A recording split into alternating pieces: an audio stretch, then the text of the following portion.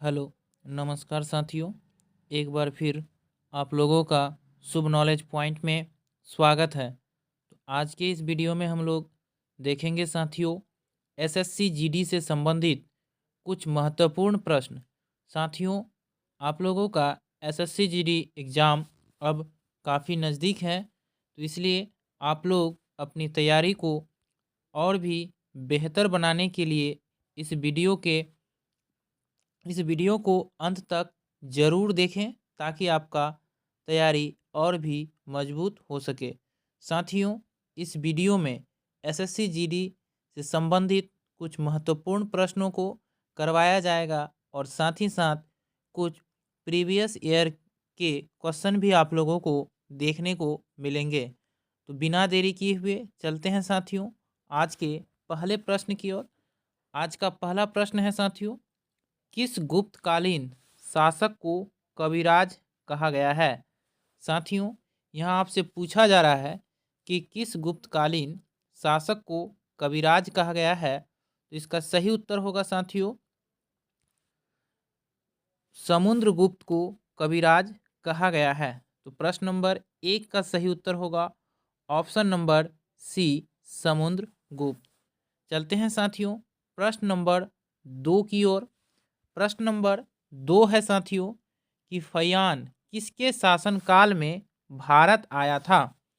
तो साथियों इसका सही उत्तर होगा फयान चंद्रगुप्त द्वितीय के शासनकाल में भारत आया था। साथियों, आप लोगों को याद होगा कि फयान एक चीनी यात्री था जो चंद्रगुप्त द्वितीय के शासनकाल में भारत आया था। साथियों, चंद्रगुप्त द्वितीय गुप्त वंश के शासक थे, इसे भी आप लोग ध्यान में रखेंगे। हमारा अगला प्रश्न है साथियों प्रश्न नंबर 3। प्रश्न नंबर 3 है साथियों, यहाँ आपसे पूछ रहा है कि गुप्त शासकों की दरबारी भाषा क्या थी? तो इसका सही उत्तर होगा संस्कृत। साथियों, गुप्त शासकों की जो दरबारी भाषा थी वह संस्कृत भाषा थी। चलते हैं प्रश्न नंबर 4 की ओर। यहाँ आपसे पूछा जा रहा है साथियों कि इतिहासकार वी.एस. स्मिथ ने किसकी विजय से प्रभावित होकर उसे भारत का नेपोलियन कहकर पुकारा? यहाँ आपसे पूछा जा रहा है कि इतिहासकार वी.एस. स्मिथ ने किसे भारत का नेपोलियन कहकर पुकारा है? तो इसका सही उत्तर होगा साथियों समुद्रगुप्त को। साथियों, समुद्रगुप्त को भारत का नेपोलियन कहा जाता है। चलते हैं प्रश्न नंबर 5 की ओर। प्रश्न नंबर 5 है साथियों कि हुमायूंनामा किसने लिखा था? तो इसका सही उत्तर होगा साथियों हुमायूंनामा गुलबदन बेगम के द्वारा लिखा गया था। इसे भी आप लोग याद रखेंगे। हमारा अगला प्रश्न है साथियों प्रश्न नंबर 6 कि मुगल प्रशासन व्यवस्था में मनसबदारी प्रणाली को किसने प्रारंभ किया? यहाँ पूछा जा रहा है साथियों कि मनसबदारी प्रणाली को किसने प्रारंभ किया? तो इसका सही उत्तर होगा अकबर। साथियों, अकबर के शासनकाल में मनसबदारी प्रणाली को लाया गया था। अकबर जो था साथियों वह मुगल वंश का शासक था तथा मुगल वंश का सबसे प्रसिद्ध शासकों में से एक था अकबर। चलते हैं साथियों प्रश्न नंबर 7 की ओर। प्रश्न नंबर 7 है साथियों कि 1526 ईस्वी में बाबर ने किस वंश के शासक को परास्त कर मुगल साम्राज्य की नींव डाली थी? तो इसका सही उत्तर होगा लोदी वंश के शासक को परास्त कर 1526 में बाबर ने मुगल वंश की स्थापना की थी। 1526 में पानीपत के युद्ध में बाबर ने लोदी वंश के शासक इब्राहिम लोदी को हराकर मुगल वंश का स्थापना किया था। हमारा अगला प्रश्न है साथियों प्रश्न नंबर 8। प्रश्न नंबर 8 है साथियों, यहाँ आपसे पूछा जा रहा है कि एशियाई शेर के लिए प्रसिद्ध गिर राष्ट्रीय उद्यान कहाँ स्थित है? तो साथियों गिर राष्ट्रीय उद्यान गुजरात राज्य में स्थित है जो एशियाई शेरों के लिए प्रसिद्ध है साथियों, यानी बब्बर शेर के लिए प्रसिद्ध है साथियों गिर राष्ट्रीय उद्यान जो गुजरात राज्य में स्थित है।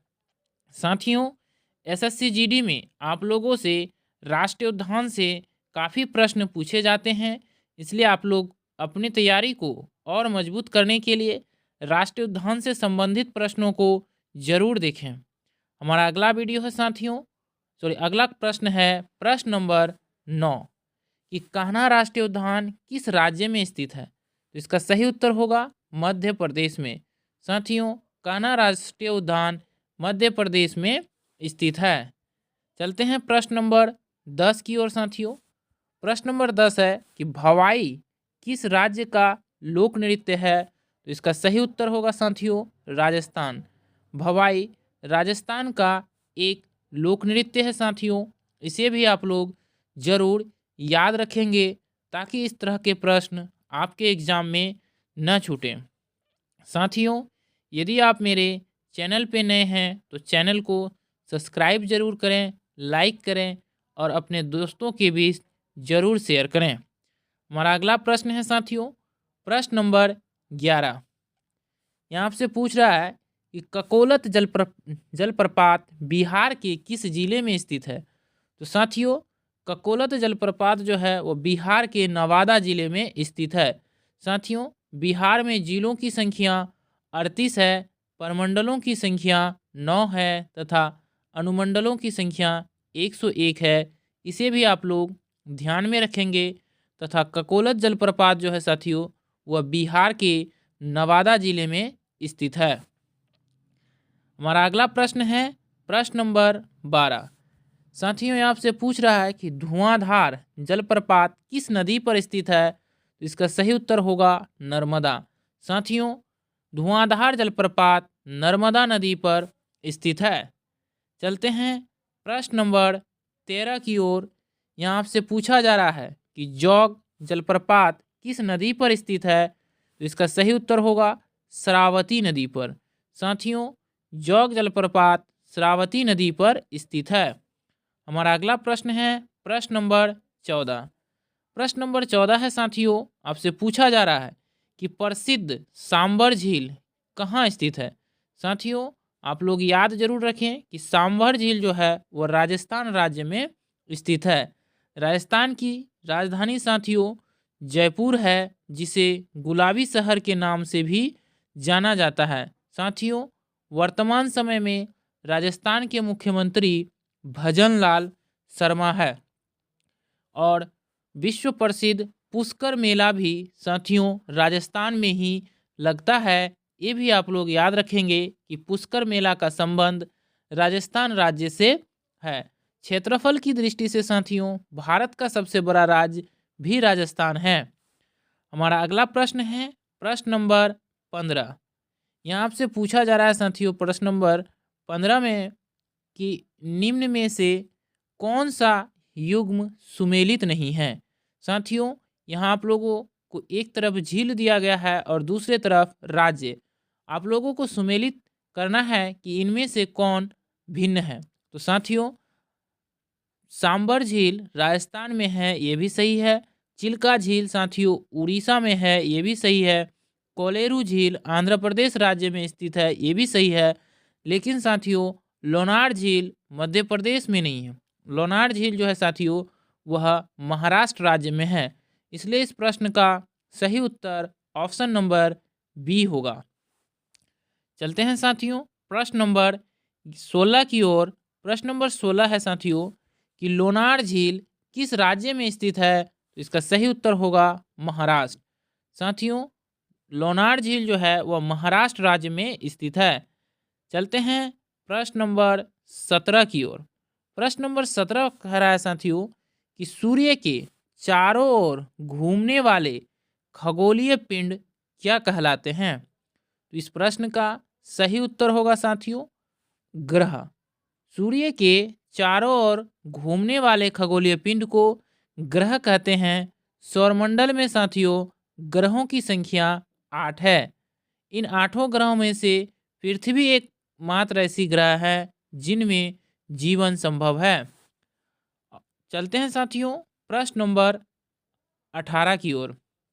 प्रश्न नंबर 18 है कि सूर्य के सबसे निकट कौन सा ग्रह है। यहाँ आपसे पूछ रहा है कि सूर्य से सबसे निकट कौन सा ग्रह है, तो इसका सही उत्तर होगा बुध ग्रह। साथियों, सभी ग्रहों में से सबसे छोटा ग्रह भी बुध है और यह सूर्य के सबसे निकट का भी ग्रह है। चलते हैं प्रश्न नंबर 18 की ओर, सॉरी साथियों 19 की ओर। प्रश्न नंबर 19 है कि सूर्य का एक चक्कर लगाने में बुध ग्रह को कितना समय लगता है। यहाँ आपसे पूछ रहा है कि बुध ग्रह जो है सूर्य का एक चक्कर कितना समय में लगाता है, तो इसका सही उत्तर होगा 88 दिन। साथियों, सूर्य को बुध ग्रह का एक चक्कर लगाने में लगभग 88 दिन लगता है, तो इसलिए इस प्रश्न का सही उत्तर होगा ऑप्शन नंबर बी। तो धन्यवाद साथियों। यदि आप मेरे वीडियो पे नए हैं तो चैनल को सब्सक्राइब करें, लाइक और शेयर करना न भूलें। धन्यवाद दोस्तों, फिर मिलते हैं अगले वीडियो में। तब तक के लिए जय हिंद।